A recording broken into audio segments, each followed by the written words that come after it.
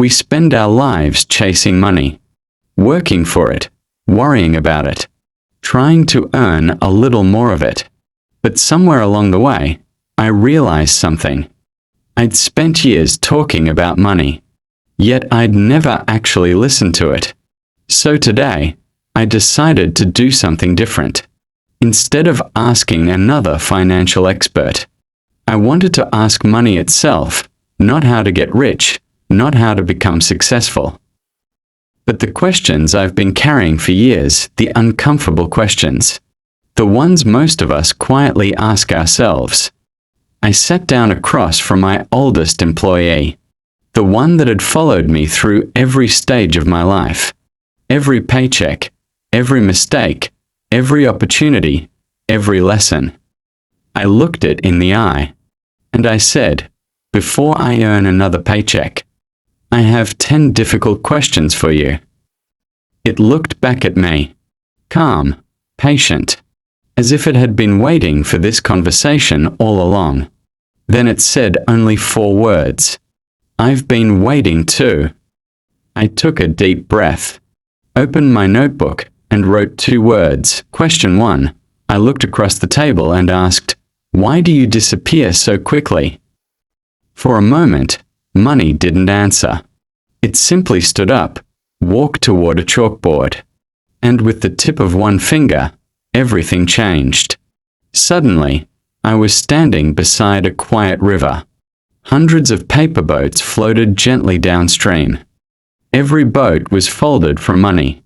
Some people grabbed them without thinking, others watched them drift away. A few carefully guided them toward safe harbors, then money spoke. I don't disappear. I looked at the river in confusion.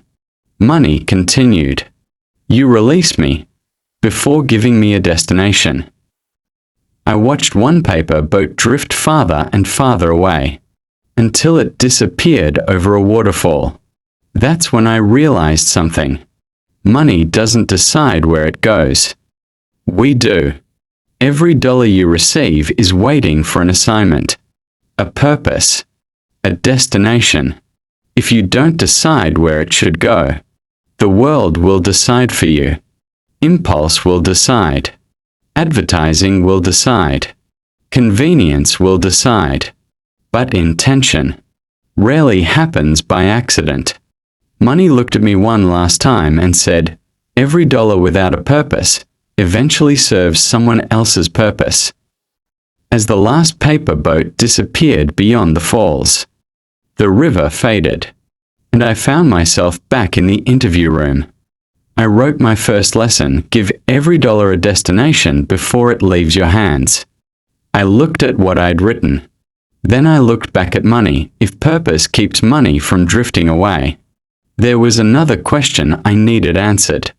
I leaned forward and asked, then why don't you stay? I stared at the words on the page. Give every dollar a destination. It made sense, but it didn't answer the question that had bothered me for years. I looked up. Money was still sitting there, calm, patient. As if it already knew what I was about to ask, I leaned forward. If I work so hard to earn you, why don't you stay? Money didn't answer.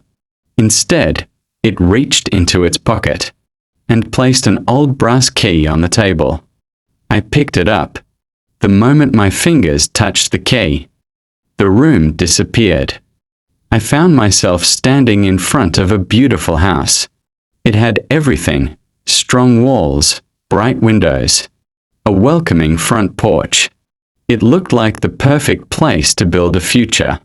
Then, the front door slowly opened. Every window opened. The back door opened.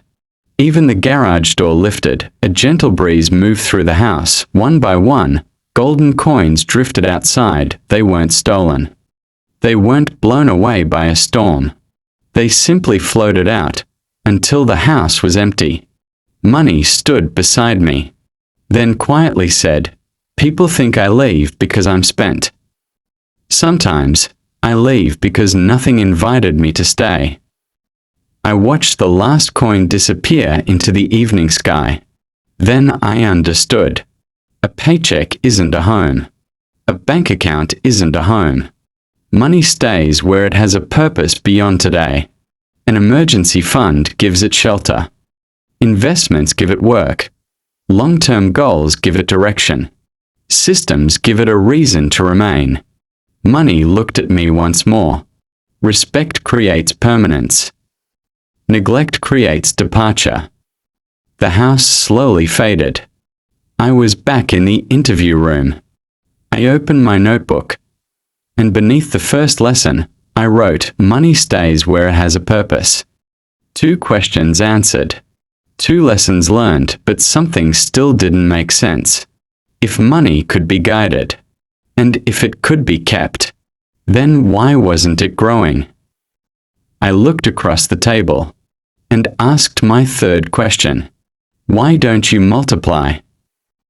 I looked down at my notes. 2 answers, 2 lessons. Money needs direction. Money needs a home. But there was still something missing. Keeping money isn't the same as growing it.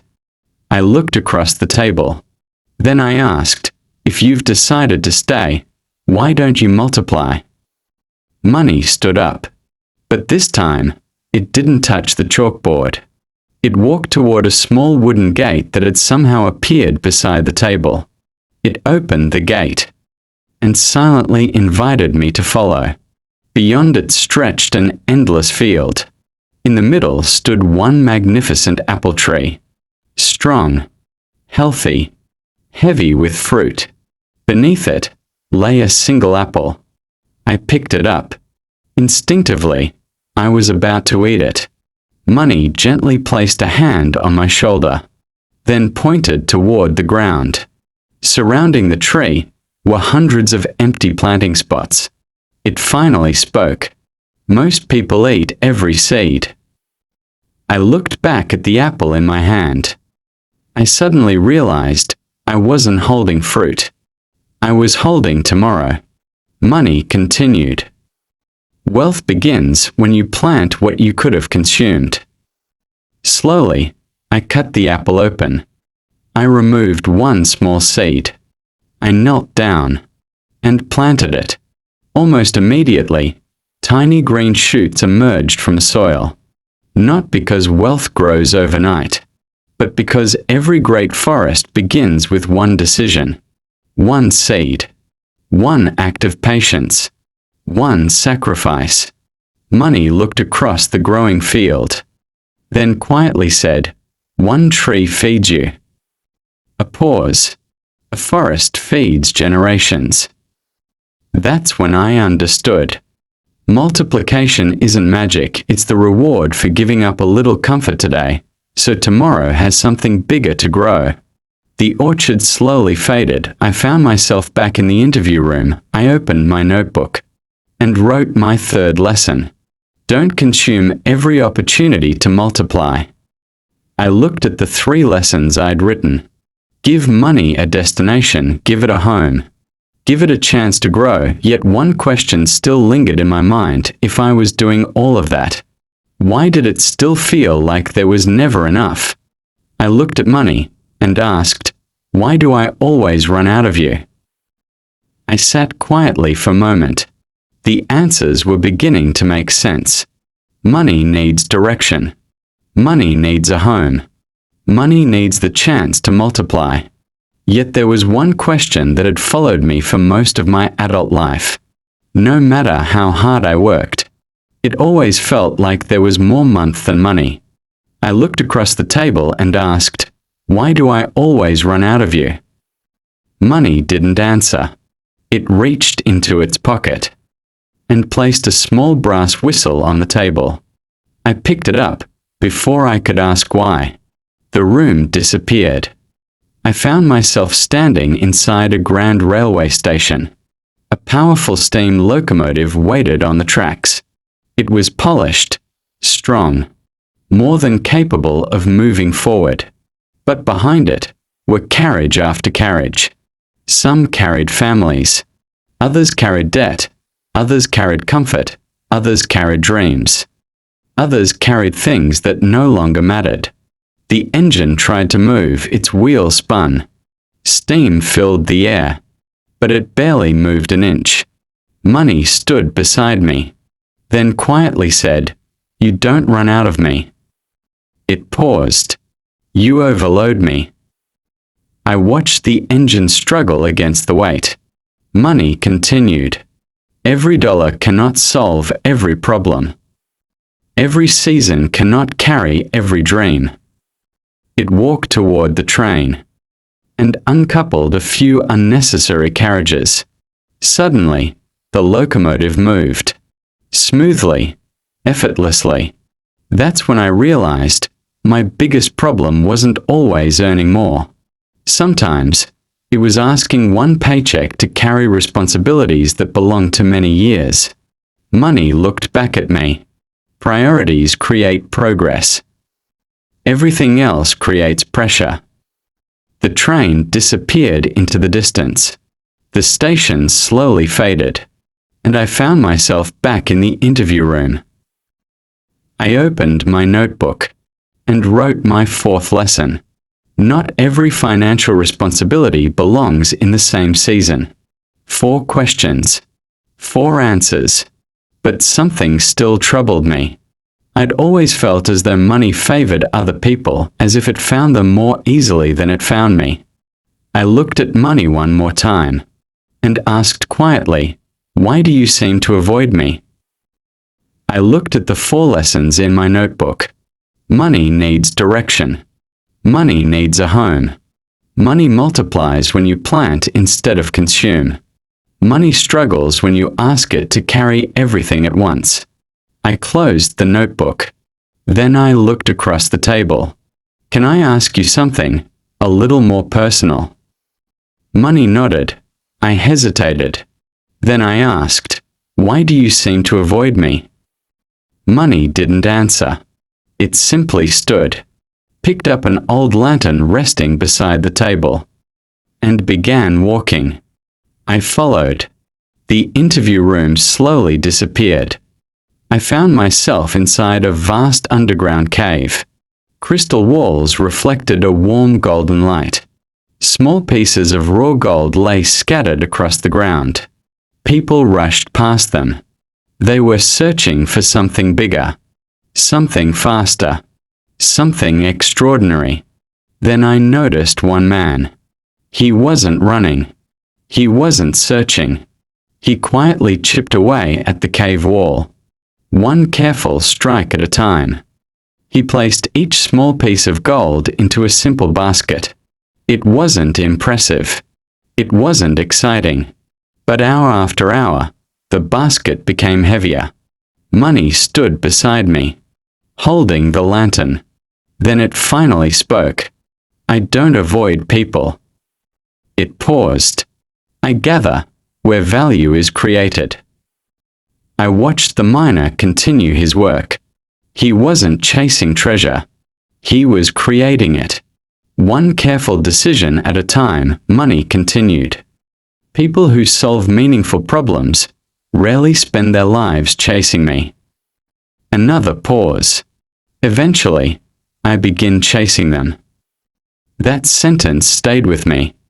I'd spent years asking, how can I make more money? But maybe the better question was, how can I become more valuable? The cave slowly faded. The lantern's light disappeared. I found myself back in the interview room. I opened my notebook and wrote my 5th lesson. Money follows value more faithfully than it follows ambition. I closed my notebook once again. 5 questions answered. Then another thought crossed my mind. I'd always been afraid of losing money, but I had never stopped to wonder, what does money fear? I looked up and asked my next question. What scares you the most? For most of my life, I thought fear belonged to people. We fear losing our jobs, losing our homes, losing our savings, losing our future. But then I wondered, if money could speak, what would it be afraid of? I looked across the table and quietly asked, What scares you the most? Money lowered its head. It didn't answer. Instead, it picked up a single candle. The flame flickered gently. The room disappeared. I found myself standing inside a magnificent museum. Marble floors stretched endlessly beneath my feet. Every gallery celebrated human achievement, great inventions, extraordinary works of art, books that changed history, musical instruments, scientific discoveries. Every masterpiece represented years of discipline, years of sacrifice, years of patience. Then I saw something I couldn't understand. In the center of the museum burned a small eternal flame. People walked past it, carrying priceless treasures. Without hesitation, they threw them into the fire. Not because they hated them, but because they never realized what they were worth. Money stood quietly beside me, the candle still glowing in its hand. Then it finally spoke. I do not fear being spent. A pause. I fear being wasted. I watched another masterpiece disappear into the flames. Money continued.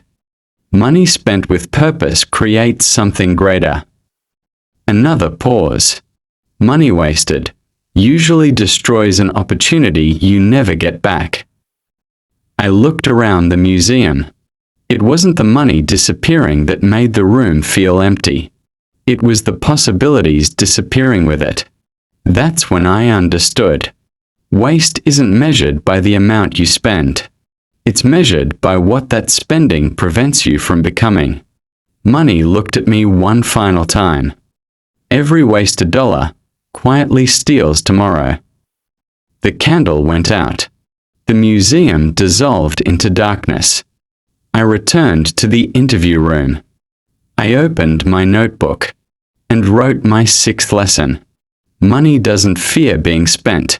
It fears being wasted. 6 questions. 6 answers. I was beginning to understand money better. But there was one question I couldn't stop thinking about. Money had worked for billions of people throughout history. So I leaned forward, smiled, and asked, "Who do you enjoy working for?" I looked across the table. You've worked for millions of people. Who do you enjoy working for? Money stood and the room disappeared. I found myself inside an old clockmaker's workshop. Every clock moved with perfect precision. One craftsman quietly assembled each piece without rushing. Money looked at me. I work best for people who give me one clear job. It pointed to an unfinished clock missing a single gear. Confused instructions create confused results. The craftsman placed the final gear into the clock. It immediately came to life. I finally understood wealth isn't built by doing everything at once. It's built by giving every dollar one clear responsibility. I returned to the interview room and wrote, "Clarity makes money productive." I asked, "Why do some people keep you while others don't?" The room faded into a vast library. 2 people received identical bags of gold. One chased distractions, the other quietly planned, learned, and built. Years passed. One bag became empty. The other became a thriving future. Money said, "I don't stay with the richest person. I stay with the best steward." I realized wealth isn't protected by income, it's protected by discipline. Back in the interview room I wrote, "Stewardship keeps wealth." I closed my notebook. What are you trying to teach me? We stood in a silent desert. An old sculptor carefully carved a block of marble. Every strike revealed more of the figure hidden inside. Money quietly said, "Most people think wealth comes from adding more. Sometimes it comes from removing what doesn't belong. Fear, ego, impatience, waste." When the sculpture was complete, I understood. Character is built the same way. I returned and wrote, Wealth begins with character. I asked one final question. Will you ever make me wealthy? Money smiled. No. It erased every illustration we'd seen. The river, the house, the orchard. Everything disappeared. Then it drew a single mirror. I looked inside. I didn't see money. I saw myself. Money handed me a piece of chalk, then quietly said, I don't create wealth. I reveal your decisions. I understood. The interview had never been about money. It had always been about me. The interview was over. Money stood and walked toward the door. Before leaving, it turned and said, Every paycheck is another interview. Then it was gone. I looked around the empty room, picked up the chalk, and wrote one final sentence. The quality of your financial life follows the quality of your decisions. I switched off the light. As I walked away, I realized something. I thought I had been interviewing money, but every question had been revealing the person holding it. The next answer will be written by the choices I make tomorrow.